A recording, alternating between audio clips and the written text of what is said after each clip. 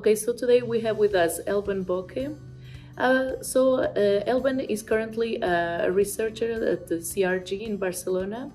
And after graduating from the molecular biology and genetics degree, she moved from Turkey to Manchester in UK to do a PhD.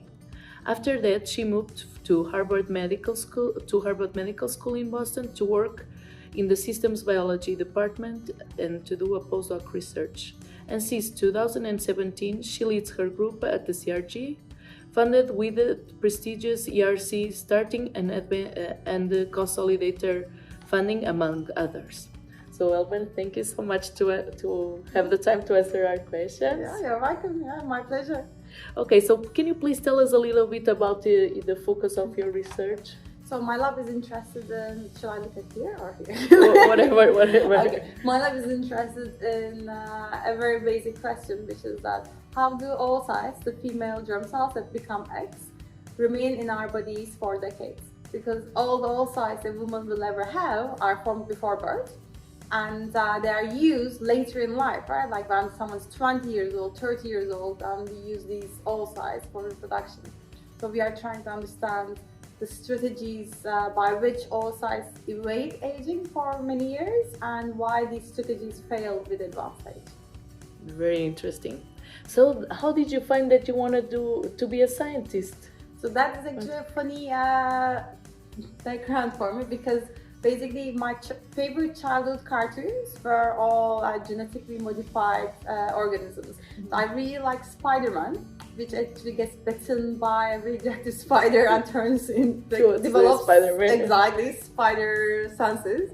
And the other one was Teenage Mutant Ninja Turtles, which so again funny. like four turtles like get spilled by a radioactive rays and they mutate to turn into like super turtles. Exactly. So I was always very much like loving them. And then I think when I was 10 or 12, I can't remember exactly now, but then they also cloned Dolly and it was on the news everywhere. Yeah, and then I true. was just want to be a geneticist from like very early on. Like so I became a geneticist. Very cool, very cool. Look at where you ended up because of that, right? The Teenage Mutant Ninja Turtles. Exactly. So during your adult life, you moved across countries and even continents. How this influenced you as a person and as a researcher?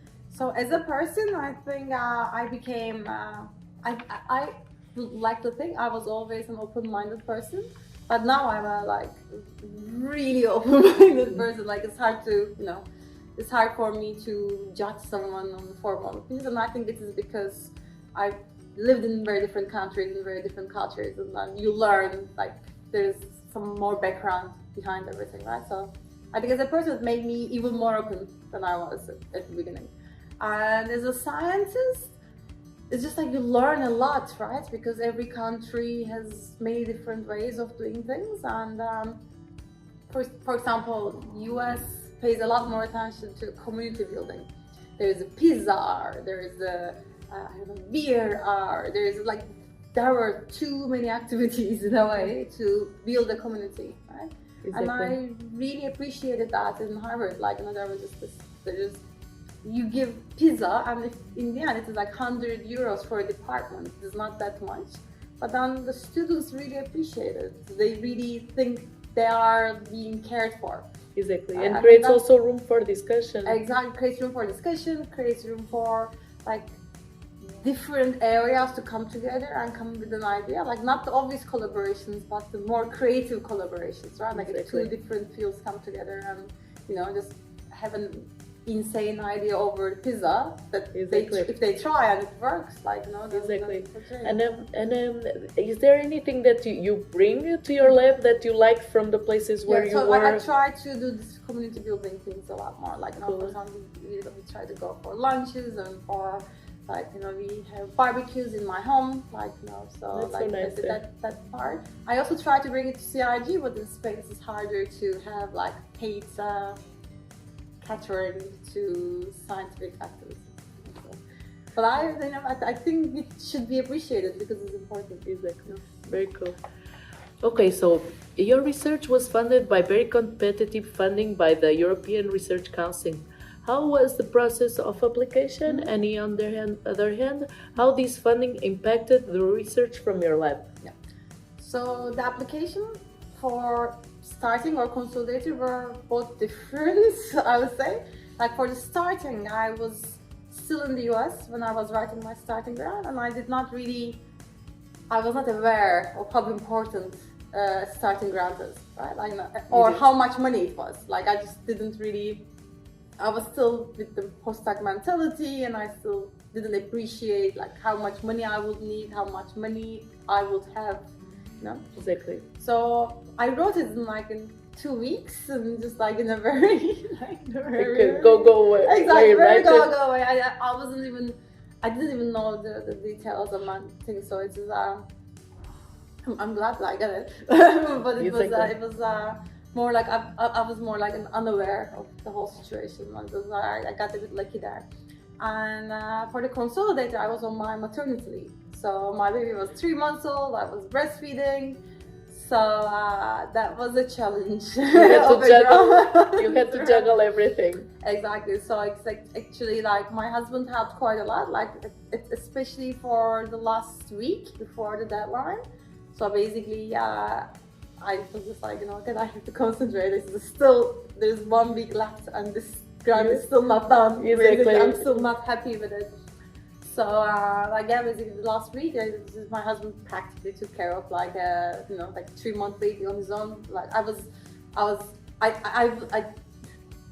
pumping milk, and I was leaving the pumped milk in front of the office space that we have. Oh my god. And he was coming, getting the milk, feeding the baby, cleaning the pump parts, and putting them back in front of the office.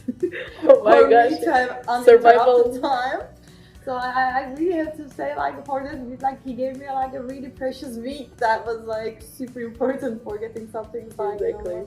But teamwork. yeah, it was truly teamwork. It was like, the Amazing. ideas came from me, but like, just like, otherwise I wouldn't have the headspace, right? Like, Exactly. You And really, time, it's a long application, right? Exactly. Also, you need just like some thinking and like really considering your ideas, right?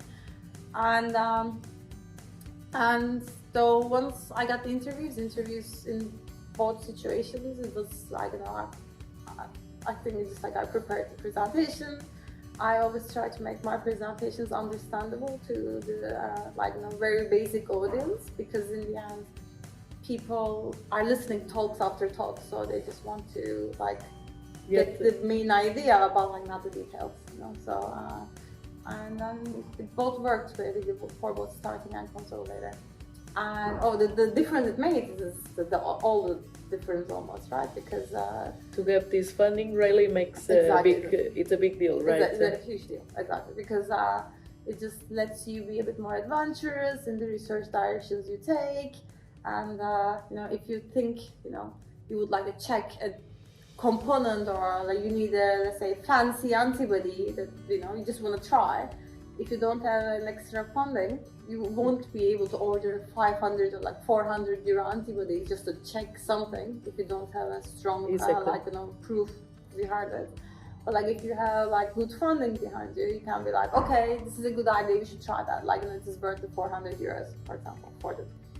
And so those kind of things, I think it made a huge difference. Yeah. Very cool. So, and what was your experience about being a female researcher? Mm-hmm. Did that impact your career? So I think, like, looking back, it impacted, of course, but like a small little ways. I think in the end, overall, like, it did not make a huge negative or positive impact, right? Because there are like parts that I think there were small little negative things, and there are parts that I think there were some positive things for affirmative action, related things. But I think overall, it just, for me personally, it didn't make a difference, big difference. But then it is also incredibly personal, right? Because I told you, I'm an open person. I also don't take things personally a lot, so I have this like shrug off mechanism. Like something stupid happens, I'm just like, oh, whatever, then I can move on.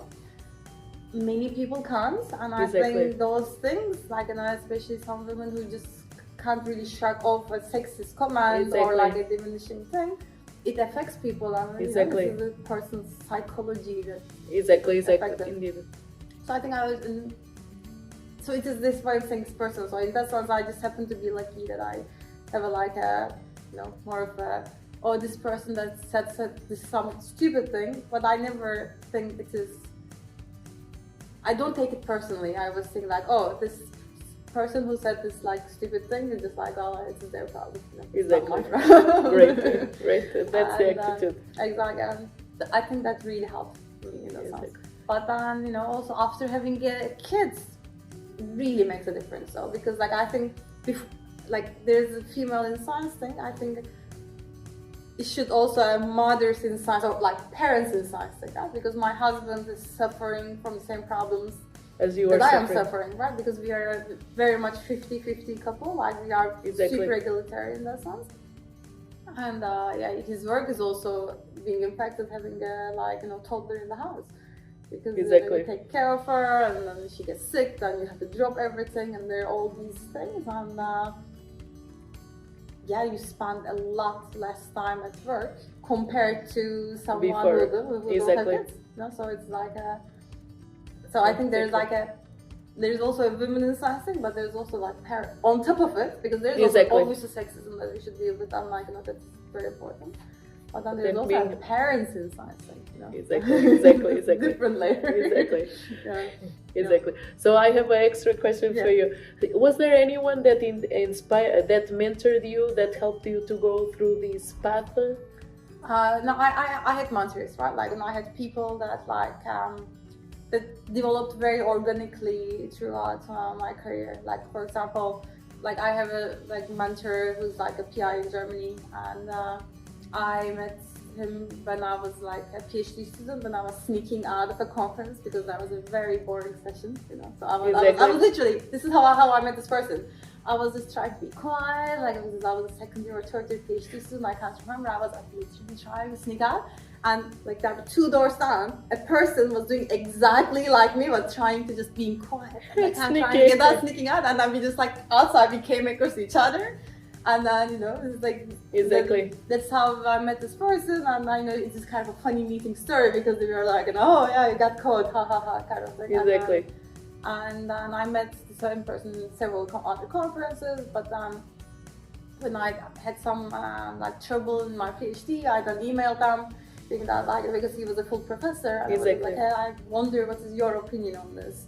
And then that developed into a mentorship, right? Because that's so nice. And then it was this, what I'm saying is developed very organically over the years. And again, very recently, actually, that was 4 or 5 years ago, a postdoc community in CRG invited, every year they invite 2 speakers, and they invite a speaker from Israel. And I just want to talk to her because her topic was a little bit around what I do. And we just had a chat, but we really connected, and we just connect with someone during talk. And she's senior, not too senior, but I think she's an established lab. She's she's a very established person. And then I basically asked her, can you be my mentor? That's so nice. And she said yes. And so now I also talk to her when I'm in trouble, or if I need advice, or if I just have some questions that I personally don't can't really see which way to go. So I just ask her. Very nice.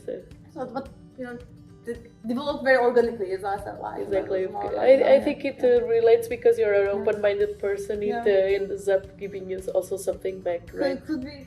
Well, that's just with Victoria. It was, as I said, it was just we met, and it was obviously personal connection you feel. And then a couple of weeks later, I literally emailed her saying, can you be my mentor? And she was I would love to. What do we do now? Nice. Very nice. Okay, so now the hard question comes in the end. What is a question that you would like to answer during your career? The big question? No, I would like to answer what keeps all sides dormant, for many years. About mechanisms. I will be happy if I find 2 or 3 important mechanisms that contribute to the majority of the longevity of all sides. I will be okay, this is good. Very nice. Okay, thank you so much, Elvan. Thank you.